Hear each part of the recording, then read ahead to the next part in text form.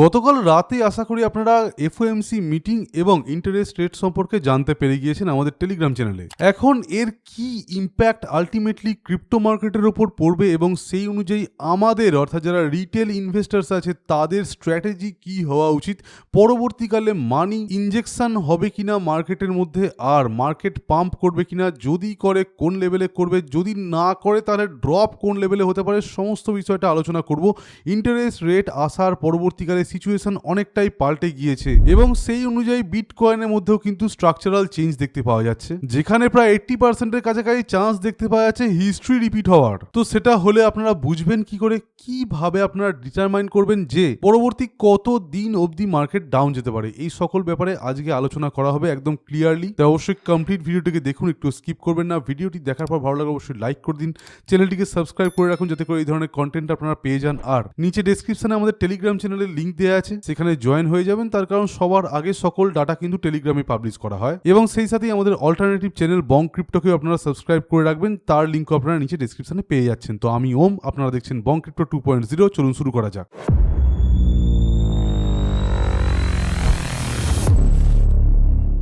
তো স্টার্টিংয়ে চলে আসছি আমরা ইন্টারেস্ট রেট সম্পর্কে, এবং গতকাল যা রেট ফেডারেল রিজার্ভ এবং জিরোম পাওয়েল বাবু নিয়েছেন সেটা হলো এটাই যে federal reserve just held rates, অর্থাৎ যা রেট ছিল ইন্টারেস্ট রেট যা ছিল সেটাকে এক্স্যাক্ট সেম রাখা হয়েছে এবং ইন্টারেস্ট রেট হাইকটাকে পজ করা হয়েছে, অর্থাৎ ইন্টারেস্ট রেট 3.5% টু 3.75% স্টিক করে থাকলো এবং ইনফ্লেশন এখন অবধি হায়ার দেন 2% রয়ে গেল, যেখানে 2% হচ্ছে ইউএস গভর্নমেন্টের টার্গেট ইনফ্লেশন রেটস। তার মানে এক কথায় বলতে গেলে যে কোয়ান্টিটেটিভ ইজিং এর কথা আমরা বলছি বিগত বেশ কয়েকটা ভিডিওতে, সেই জিনিসটা হওয়ার সেকেন্ড স্টেজটা কিন্তু স্টার্ট হয়ে গিয়েছে। অর্থাৎ এবার কিন্তু হয় ইন্টারেস্ট রেট কাট হবে, না হলে ইন্টারেস্ট রেটে পজ আসবে, অথবা ইন্টারেস্ট রেট হাইক হবে না। এক কথায় বলতে গেলে অ্যাটলিস্ট 2027 অবধি একখানা টার্গেট হয়তো ইউএস গভর্নমেন্ট নিয়ে নেবে, যেখানে নতুন করে ইন্টারেস্ট রেট হাইক করা হবে না এবং মোস্টলি পজ আনা হবে।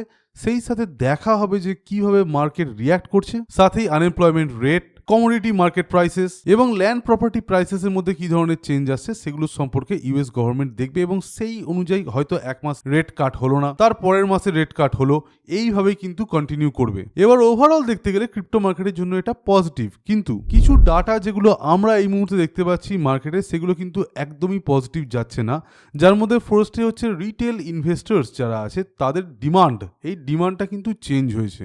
বিগত 30 ডেজের মধ্যে এই ডিমান্ডটা ব্যাপক হারে ড্রপ করে গিয়েছে। নর্মালি এই ধরনের ডিমান্ড ড্রপ আমরা তখনই দেখতে পাই যখন রিটেল ইনভেস্টররা অলরেডি লস করতে আরম্ভ করে দিয়েছেন এবং মার্কেট যে রিকভারি করতে পারে সেই আশাটা তাদের কাছ থেকে চলে গিয়েছে। আর এই আশাটা চলে যাওয়ার একখানা বড় কারণ হচ্ছে যারা retail investor and smart investor তারা কিন্তু বিটকয়েনের সাপ্লাই ইন লসের দিকে তাকিয়ে আছেন, যেখানে simple moving average of 365 days and supply in loss এর মধ্যে আমরা ব্যাপক হারে ড্রপ জোন দেখতে পাচ্ছি। নর্মালি যখনই এই ড্রপ জোনগুলো দেখতে পাওয়া যায় তখন কিন্তু একটা ইন্টারেস্টিং চেঞ্জ আছে, সেটা হচ্ছে বিয়ার মার্কেটের স্টার্ট অথবা middle of a beer market, এই ধরনের সিচুয়েশন কিন্তু তখন স্টার্ট হয়ে যায় এবং এর মধ্যে কিন্তু এখন মার্কেট আছে। সো আইদার এখান থেকে মার্কেট ব্যাপক হারে ক্র্যাশ করতে পারে অথবা সাইডওয়েজ যাওয়ার পর তারপর আবার ক্র্যাশ করতে পারে। এবার কোনো রকমের প্যানিক ছড়ানো আমাদের কাজ নয়, কিন্তু যা চার্টে দেখতে পাওয়া যাচ্ছে একদম স্ট্রিক্ট আপনাদেরকে বলছি, কারণ এটাই হচ্ছে বাস্তব। 2022তেও আপনারা এই ধরনের চার্ট কন্ডিশন দেখতে পেয়েছিলেন, যেখানে কনস্ট্যান্ট কিন্তু আমরা দেখেছিলাম আরএসআই ডাউনওয়ার্ড যাচ্ছে এবং প্রাইসও কিন্তু এখানে ইম্পর্টেন্ট লেভেল অফ সাপোর্ট থেকে কিন্তু ড্রপ করে গেল।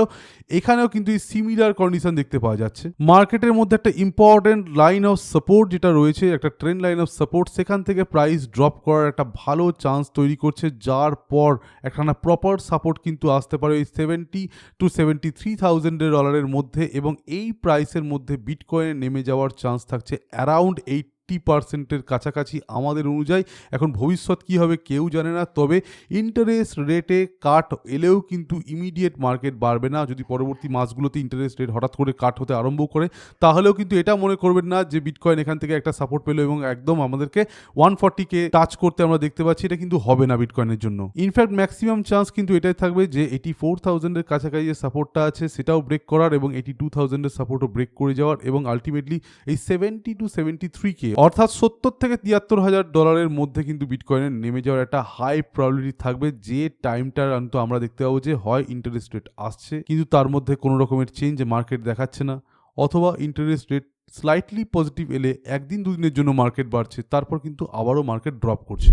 এবার আরও একখানা ইম্পর্টেন্ট জিনিস, সেটা হচ্ছে ইউএসডি ডমিনেন্স। এখানেও কিন্তু আমরা দেখতে পাচ্ছি যে ইউএসডি ডমিনেন্স এখন অবধি রেজিস্ট্যান্স জোনের মধ্যেই রয়েছে। এই রেজিস্ট্যান্স থেকে যেটা একদম হঠাৎ করে ড্রপ করে যাচ্ছে সেটা কিন্তু হচ্ছে না, অর্থাৎ এখান থেকে ব্রেক করার একটা চান্স আছে। ইউএসডি ডমিনেন্সের মধ্যে এই ধরনের ব্রেকআউট হওয়ার চান্স যতক্ষণ থাকবে, মার্কেটের মধ্যে সেন্টিমেন্টাল একখানা পরিস্থিতি এমনই তৈরি হবে যে মার্কেটের ম্যাক্সিমাম ইনভেস্টর টাকা লাগানোর জায়গায় টাকাটা সেভ করে রাখাটাকেই কিন্তু প্রেফার করবে। তো কি হওয়া উচিত এখনকার স্ট্র্যাটেজি? তো বেশ কয়েকদিন যাবৎ যা ট্রেডিং আমরা করছি সেখানে দেখতে পাওয়া যাচ্ছে যে অ্যারাউন্ড 70 to 80% কাছাকাছি অ্যাকিউরেসি থাকছে। তো যারা ট্রেড করতে চাইছেন এবং একটা প্রপার রুলস মেনে ট্রেড করতে চাইছেন, যেখানে একটা দুটো কয়েনের লস গেলেও পরবর্তী ট্রেডগুলোতে সেটা রিকভারি হবে এবং প্রফিট হবে, তারা অবশ্যই আমাদের টেলিগ্রামের প্রিমিয়াম চ্যানেলে জয়েন হয়ে যান। যারা কোনো রকমের ট্রেড না নিয়ে জাস্ট ওয়েট করতে চাইছেন মার্কেটের জন্য, তারা অবশ্যই অপেক্ষা করে যান। কোনো রকম টাকা এখন মার্কেটে লাগাতে যাবেন না। মার্কেটের কন্ডিশন একদমই পজিটিভ জায়গায় নেই।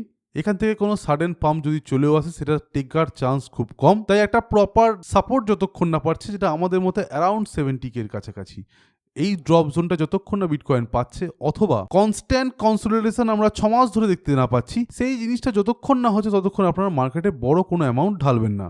নেক্সট, যে সমস্ত কয়েনের শর্ট করা যাচ্ছে অন আ ইমিডিয়েট বেসিস, যে সমস্ত কয়েন হয়তো উইকলি চার্টে ভালো প্রফিট দেখিয়েছে এবং একদিনের ক্যান্ডেল অথবা 4 ঘন্টার ক্যান্ডেলে বিয়ারিশ মোমেন্টাম আপনারা দেখতে পাচ্ছেন, সেখানে শর্ট করুন, দিনের দিন বেরিয়ে যান, যা প্রফিট হলো সেটাকে টেক করে নিন। নেক্সট ইম্পর্টেন্ট বিষয়, যদি দেখতে পাওয়া যায় যে বিটকয়েন একটা কুইক সাপোর্ট পেল, সেই সাপোর্টটা পাওয়ার পর সেখান থেকে হালকা বাড়ছে, তাহলে ইমিডিয়েট যে সমস্ত কয়েন হাইয়েস্ট ড্রপ করেছে সেই সমস্ত কয়েনের মধ্যে লংয়ের পজিশন নিন এবং একটা ছোট এসএল রেখে 1-2 দিনের মধ্যে যা টার্গেট গেল 2-5% যা বাড়লো, লিভারেজ 5x এর মধ্যে রেখে 10%, 20% যা প্রফিট হলো সেটাকে আপনারা কালেক্ট করুন এবং ওয়েট করুন যে ছোট ছোট ট্রেডের মাধ্যমে অল্প অল্প টাকা বানানোর। মার্কেট সবসময় অনেক বেশি করে ঢালে না, কখনো কখনো দেখা যায় যে হয়তো 3 মাস 4 মাস ধরে খুব কম অ্যামাউন্ট প্রফিট হলো। এই টাইমটা কিন্তু চলে এসছে, যেখানে পর মাসগুলোতে যদি আপনারা স্ট্র্যাটেজি অনুযায়ী নিজে থেকে ট্রেড না করেন তাহলে খুব কম প্রফিট হবে। নেক্সট ইম্পর্টেন্ট বিষয় হলো এটাই যে যারা স্পটে ট্রেড করছেন তারাও কিন্তু এবার স্টপ লস রাখুন, কারণ ছোট ছোট অনেক কয়েন হয়তো পরবর্তীকালে এত বড় ড্রপ জোন দেখাবে যে স্পটের ট্রেড থেকেও কিন্তু পরবর্তীকালে যে অনেকটা লঙ্গার টাইম রেখে দেবো এবং পরবর্তীকালে টাকা ফিরে আসবে, এই যে মেন্টালিটি, এটা হয়তো কাজ করবে না। এবং আলটিমেটলি সবচেয়ে বড় যেটা ফ্যাক্টর সেটা হচ্ছে যে বেশ কয়েক মাস যাবৎ ওয়েট করে যান। অ্যাটলিস্ট এই বছরের জুন জুলাই মাসের আগে আমাদের মতে মার্কেটের মধ্যে পাম্প বড় রকমের হয়তো দেখতে পাওয়া যাবে না, আর তার মধ্যে কিন্তু আমরা একটা মিনি বিয়ার মার্কেট দেখতে পেতে পারি। তো গ্লোবাল ইকোনমিক্যাল কন্ডিশনস যদি কখনো কারেক্ট হয়ে যায়, ইউএস গভর্নমেন্টের মধ্যে কোনো রকমের চেঞ্জ আসে এবং সবচেয়ে বড় কথা জেরোম পাওয়েল যদি ফেডারেল রিজার্ভের পোস্ট থেকে সরে যান অথবা তাকে সরিয়ে দেওয়া হয়, যেটা এখন এক্সপেক্ট করা হচ্ছে যে ট্রাম্প সরকার এটা করবে, এবং এই বিষয়েও গতকাল কথা বলেছেন জেরোম পাওয়েল বাবু নিজে, যিনি বলেছেন ক্লিয়ারলি যে কোনো রকমের পলিটিক্যাল ইলেক্টেড পার্সনের উচিত হবে না ফেডারেল রিজার্ভকে কন্ট্রোল করা। অর্থাৎ উনি বুঝতে পারছেন যে চাপ আসছে এবং হয়তো এট সাম পয়েন্ট ওনাকে সরিয়ে দেওয়া হবে। তো এই যে কন্ডিশনটা চলে এসছে, এটা থেকে স্পষ্টত বোঝা যাচ্ছে যে পরবর্তীকালে হয়তো ট্রাম্প গভর্নমেন্ট নতুন কাউকে আনবেন, যিনি কিন্তু পরবর্তীকালে মার্কেটটাকে পুশ করার জন্য অথবা ইকোনমিক্যাল কন্ডিশনকে কারেক্ট করার জন্য, ডেট রেশিওটাকে কমানোর জন্য আর চাইনিজ মার্কেটকেও টক্কর দেওয়ার জন্য কাজ করবেন, এবং সেই সাথে ইন্টারেস্ট রেটে পরস্পর ড্রপ দেখতে পাবেন আর মানি প্রিন্টিং আরম্ভ হবে এক্স্যাক্টলি যেভাবে ওই করোনার টাইমে হয়েছিল। এই এতগুলো ফ্যাক্টর যদি কাজ করে ইন দ্য নেক্সট 6-7 মান্থস, তাহলেই কিন্তু পরবর্তীকালে আবার একখানা র্যালি আমরা বিটকয়েনের মধ্যে এবং ক্রিপ্টো মার্কেট বিশেষ করে অল্ট কয়েনের মধ্যে দেখতে পাবো। আদারওয়াইজ কিন্তু এই ছোট ছোট প্রফিট আমাদেরকে কনস্ট্যান্ট বানিয়ে যেতে হবে, খুব একটা বড় কিছু কিন্তু এখন এক্সপেক্ট করলে চলবে না। এবার একটা লাস্ট ইম্পর্টেন্ট কথা বলছি, অনেক ছোট বড় কয়েন থাকে যেগুলো অনেক দূরে র্যাঙ্কিং, এ সমস্ত কয়েনের এখন নাম উঠে আসতে পারে যেগুলো হয়তো বিভিন্ন সোশ্যাল মিডিয়া থেকেও আপনারা জানতে পেতে পারেন। এই সমস্ত কয়েনের আদতেও কোনো বেস যদি আপনারা দেখতে পারেন যে নেই, তাহলে কিন্তু সেখানে আপনারা টাকা রাখতে যাবেন না। অনেক কয়েন কিন্তু এই বিয়ার র্যালির মধ্যে স্টার্ট হয়ে যাবে, যেখানে কিন্তু দেখতে পাবেন যে টাকা রাখলেই সেই টাকাটা কিন্তু জিরো হয়ে যেতে পারে, তাই বি ভেরি কেয়ারফুল। ক্রিপ্টো মার্কেটে টাকা রাখা যথেষ্ট একটা রিস্কি ব্যাপার। কন্টেম্পোরারি ভালো কয়েনগুলোকে বাদ দিয়ে এখন কোনো কয়েনের মধ্যে ইভেন সুইং ট্রেডিংও করতে যাবেন না, টাকা রাখা তো অনেক দূরের কথা। তো আশা করি আপনারা কারেন্ট স্ট্র্যাটেজি সম্পর্কে বুঝতে পেরেছেন। ভিডিওটি ভালো লেগে থাকলে লাইক করতে একদম ভুলবেন না। আমরা এক্সপেক্ট করছি মার্কেটের যে কন্ডিশনটা এখন খারাপ যাচ্ছে সেটা তাৎক্ষণিক, এবং এই ধরনের খারাপ কন্ডিশন পরবর্তীকালে কেটে যখনই যাবে তখন কিন্তু বেটার মার্কেট সিচুয়েশনস আমরা দেখতে পাবো। এবং